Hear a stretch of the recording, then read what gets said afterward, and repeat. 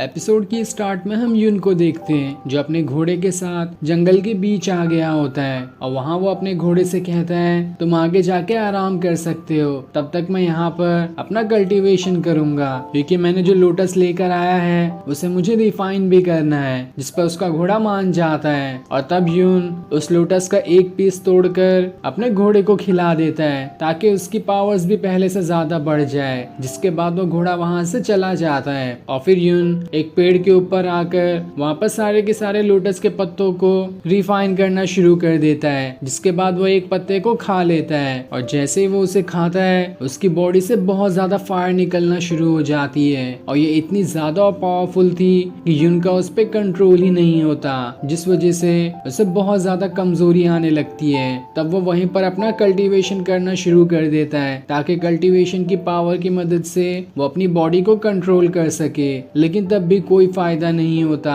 और वो वहीं पर बेहोश हो जाता है। लेकिन जैसे वो बेहोश होता है उसे उसका दोस्त, उसके मास्टर और सू दिखाई देती है। लेकिन तभी उसे थोड़ी देर बाद सू के साथ रहने वाला वो डिसाइपल दिखाई देता है जो यून के दोस्त का गला दबाए हुए था और वो उससे कहता है देखो तुम्हारा दोस्त यून तो यहाँ से भाग चुका है और अब सिर्फ तुम ही यहाँ पर बचे हो, इसलिए उसका बदला मैं तुम्हें मार कर लूंगा। जिसके बाद वो उसे बहुत मारता है और फिर थोड़ी देर बाद वहाँ पर यून आता है जिसे उसका दोस्त कहता है ये सारा काम सू के साथ रहने वाले डिसाइपल ने किया है और उसने मुझे इतना मारा है कि मेरी सारी हड्डियां टूट गई है। मुझे तो डर है कि अगर मैं जिंदा भी बचा तो किसी काम का नहीं रहूंगा। तब इस चीज को देखकर यून को बहुत ज्यादा गुस्सा आ जाता है और वो होश में भी आ जाता है, जहाँ गुस्से की वजह से उसका उसकी बॉडी पे कंट्रोल हो गया था और अब वो सारे के सारे फायर्स को कंट्रोल कर पा रहा होता है, जिस वजह से उसकी बॉडी से बहुत ज्यादा फायर्स निकलना शुरू हो जाती है और ये इतनी ज्यादा थी कि चारों तरफ उसकी फायर्स फैलने लगती है। जिसके बाद यून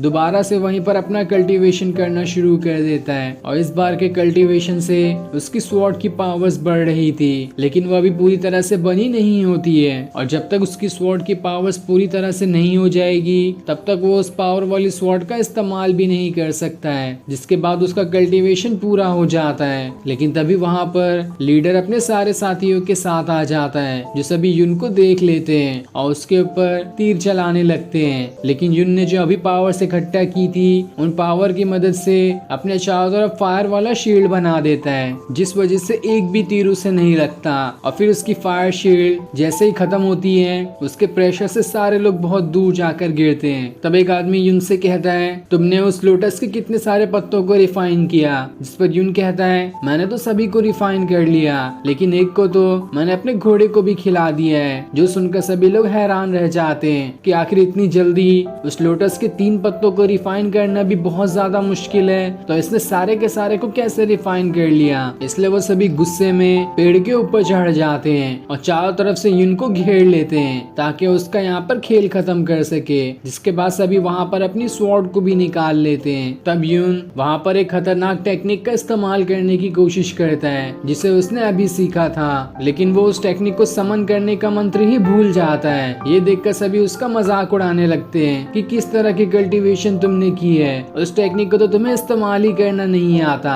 लेकिन तब इस चीज से यून को बहुत ज्यादा गुस्सा आ जाता है और फिर वो अपने स्वॉर्ड बॉक्स को ही लिए सभी से फाइट करना शुरू कर देता है, जहाँ सारे लोग उसके ऊपर अपनी स्वॉर्ड से अटैक कर रहे होते हैं। लेकिन यून सिर्फ अपनी स्वॉर्ड को ही लिए होता है क्योंकि अभी उसकी स्वॉर्ड बाहर नहीं निकल रही थी, क्योंकि उसकी पावर्स अभी थोड़ी बढ़ रही है और जब तक वो पूरी नहीं होगी तब तक वो स्वॉर्ड बिल्कुल मामूली स्वॉर्ड की तरह ही रहेगी। इसलिए यून उस स्वॉर्ड बॉक्स की मदद से सबसे लड़ रहा होता है और सारे के सारे लोगों पर बस स्वॉर्ड बॉक्स से ही भारी पड़ जाता है, कोई भी उसका कुछ बिगाड़ नहीं पाता। सभी लोग एक साथ अटैक करने की भी कोशिश करते हैं लेकिन इसका भी कोई फायदा नहीं होता। इसलिए सारे लोग मिलकर एक बहुत ही बड़ा फॉर्मेशन बना लेते हैं जो कि घोस्ट एरे होता है और इसे तोड़ना किसी के भी बस की बात नहीं है। यून उस एरे को तोड़कर बाहर जाने की कोशिश करता है लेकिन वो बाहर नहीं जा पाता। जिसके बाद एक आदमी अपनी स्वॉर्ड को हवा में उड़ाकर वहाँ से नीचे फेंकने लगता है ताकि वो सीधे यून को लग जाए, लेकिन यून भी कहाँ कम था, वहाँ पर अपनी पूरी की पूरी टाइगर स्पिरिट को ही समन कर लेता है और उसकी मदद से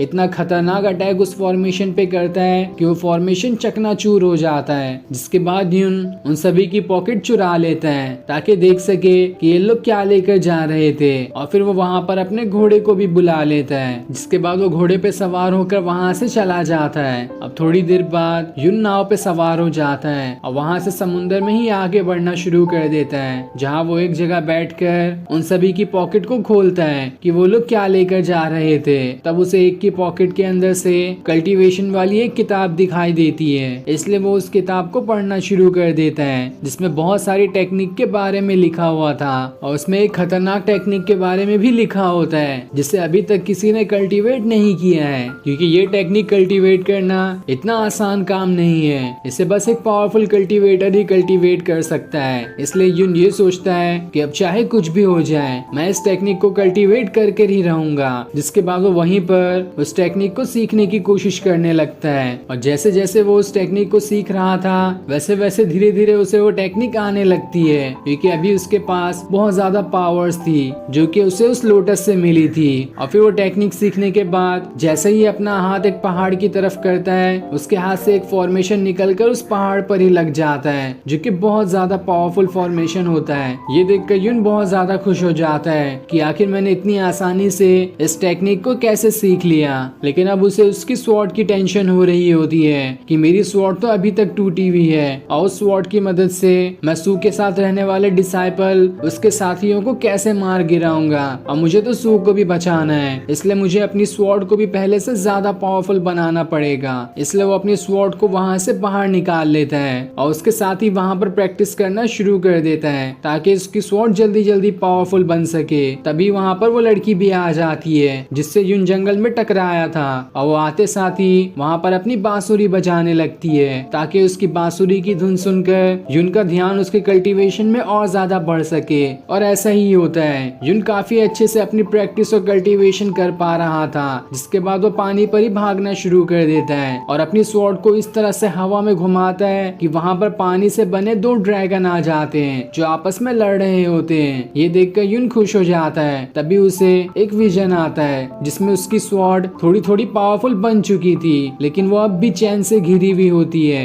ये देखकर युन खुश हो जाता है कि मैं कैसे भी करके इसे पावरफुल बनाने के बाद इसे चैन से आजाद कर लूंगा। तब वो वहाँ पर अपनी स्वॉर्ड की मदद से एक बहुत ही बड़ी पानी से बनी स्वॉर्ड बना लेता है जो कि बिल्कुल लेजेंड ऑफ सेवन स्वॉर्ड के मुजियान वाली स्वॉर्ड दिखाई दे रही होती है। लेकिन जैसे वो स्वॉर्ड को पानी पे मारता है अचानक से वो स्वॉर्ड वहीं पर गायब हो जाती है, जो देखकर वो खुद भी हैरान था। और ये गायब इसलिए हुई थी कि उस लड़की ने अपनी बांसुरी बजाना बंद कर दिया था। ये देखकर युन आवाज लगाते हुए कहता है कौन बांसुरी बजा रहा था, मैं उससे रिक्वेस्ट करता हूँ कि वो दोबारा से बजाए। लेकिन वो लड़की दूर से ही कहती है अब नहीं बजाऊंगी मैं, मुझे जितना बजाना था मैंने बजा दिया, अब अपने से ही प्रैक्टिस करो। इसलिए युन उसका शुक्रिया करता है और दोबारा से वो कल्टीवेशन वाली किताब पढ़ना शुरू कर देता है। तभी उसके पास एक आदमी आता है जो कि नाव पर सवार था और वो उससे कहता है मेरे सेट के यंग मास्टर फैंग तुम्हें बुला रहे हैं। ये सुनकर युन हैरान हो जाता है कि आखिर वो कौन है जो युन से मिलना चाहता है। और फिर ये सीन दिखाते ही ये एपिसोड यहीं पर एंड हो जाता है। Thanks for watching.